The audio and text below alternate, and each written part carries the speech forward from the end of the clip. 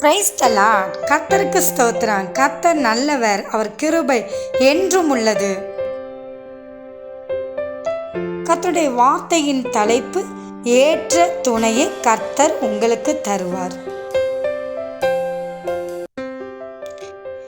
தேவனாகிய கர்த்தர் மனுஷன் தனிமையாக இருப்பது நல்லதல்ல, ஏற்ற துணையை அவனுக்கு உண்டாக்குவேன் என்றார்.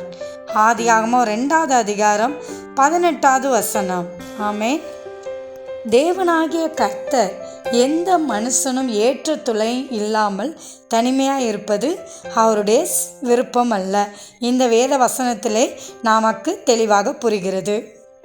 ஒருவேளை இன்றைக்கு நீங்கள் ஏற்ற துணைக்காக காத்திருக்கிறீர்கள்னா நீங்கள் இந்த வசனத்தை சொல்லி ஜெபிங்க. தேவன் நிச்சயமாக அந்த வசனத்தின்படி உங்களுக்கு ஏற்ற துணையை கொடுத்து ஆசீர்வதிப்பார். ஆமென்.